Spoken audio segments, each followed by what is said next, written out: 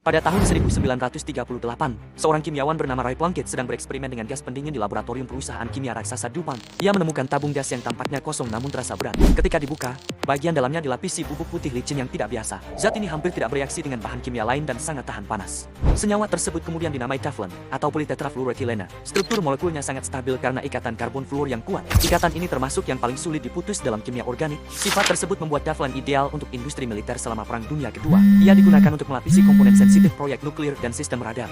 Setelah perang, material ini masuk ke pasar sipil. Panci dan wajan anti lengket menjadi produk ikonik dapur modern. Permukaannya memungkinkan memasak tanpa minyak berlebih.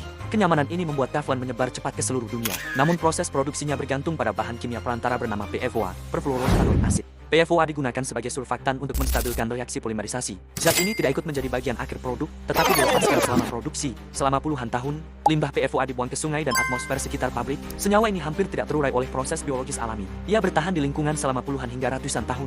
Karena stabilitasnya ekstrem, PFOA terakumulasi dalam jaringan hidup. Tes darah pada komunitas sekitar pabrik menunjukkan kadar tinggi pada hampir seluruh penduduk. Bahkan bayi yang baru lahir sudah membawa jejak bahan kimia tersebut. Penelitian epidemiologi menemukan korelasi dengan kanker ginjal dan testis. Paparan juga dikaitkan dengan gangguan tiroid dan sistem imun.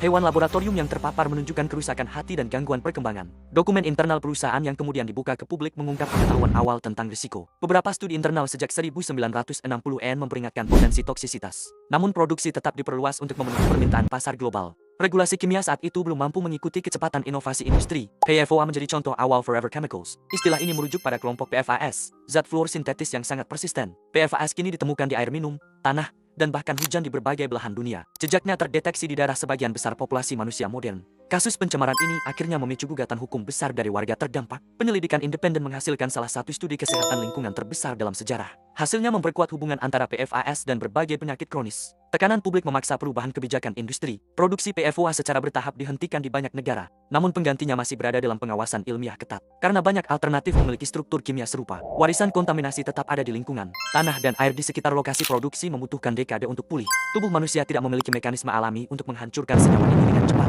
Waktu paru biologisnya dapat mencapai beberapa tahun. Kisah Teflon memperlihatkan ironi teknologi modern. Material yang menghadirkan kenyamanan dapur juga meninggalkan jejak kimia global. Inovasi industri sering mendahului pemahaman biologis jangka panjang. Molekul yang diciptakan untuk stabilitas ekstrem ternyata stabil juga di dalam tubuh manusia. Sejarah ini menjadi studi penting dalam toksikologi modern.